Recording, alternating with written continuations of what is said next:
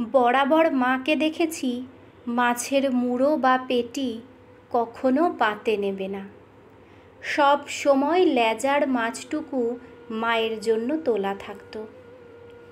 বড় হবার পর একদিন জিজ্ঞাসা করেছিলাম, আচ্ছা মা, তুমি সব সময় লেজার মাছটা খাও কেন? কখনো কখনো মুড়োও তো খেতে পারো। বাবা সেটা শুনে মুখ টিপে হেসে বলেছিল, তোর দিদা তো তোর মাকে শুধু লেজার মাছই খাইয়েছে, তাই তোর মা লেজা ছাড়া অন্য মাছের স্বাদ বোঝে না। আমি বলেছিলাম, লেজার মাছে তো প্রচুর কাঁটা, ভালো লাগে তোমার? মা হেসে বলেছিল, লেজার মাছে একটা আলাদা স্বাদ আছে, আমার খুব ভালো লাগে। পেটুক আমি টেস্টের কথা শুনে একদিন লেজার মাছ খেয়ে দেখেছিলাম। কাঁটার কারি ছাড়া বিশেষ কোনো স্বাদ বুঝিনি। এরপর মামাবাড়ি গিয়ে খেতে বসে লক্ষ্য করলাম দিদার পাতে ছোট্ট একটা লেজা আর মায়ের পাতে একটা কিং সাইজ পেটি। এর আগেও মামাবাড়িতে গেছি, খেয়েছি, কিন্তু এত ডিটেলে লক্ষ্য করিনি।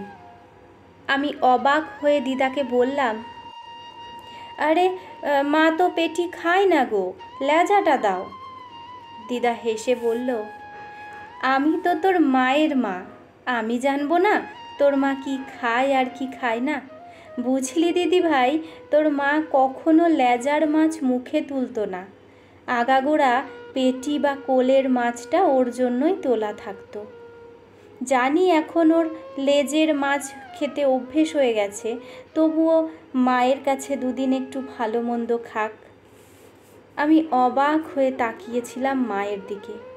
দেখলাম মা কিন্তু পুরো পেটিটা খেলো না, শুধুমাত্র একটু ভেঙে নিল।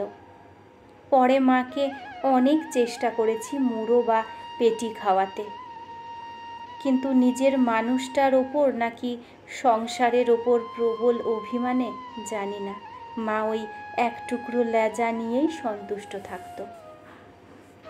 তারপর সময় গড়িয়েছে, বিয়ে করেছি, সন্তানের মা হয়েছি। হঠাৎ একদিন খেয়াল হলো কিভাবে আমিও যেন সবাইকে খেতে দেওয়ার পর মাছের লেজাটা নিতে অভ্যস্ত হয়ে পড়েছি। কতদিন হলো আমিও পাত সাজিয়ে খেতে বসি না। ভালো মন্দ রান্না হলে প্লেট ভর্তি করে নয়, বরং ছোট্ট একটা বাটি করে নিয়ে চেখে দেখতেই অভ্যস্ত হয়ে গেছি। না জোর করে নয়, বাধ্য হয়েও নয়, সবাইকে দেওয়ার পর শেষে যেটুকু থাকে সেটুকু নেওয়াটাই কবে যেন নিয়ম হয়ে গেছে। আচ্ছা, মেয়ে থেকে স্ত্রী, বৌমা, মা পোস্টে উত্তীর্ণ হওয়ার পর কি মেয়েদের জিভের স্বাদকোরকগুলো ইনঅ্যাক্টিভ হয়ে যায়?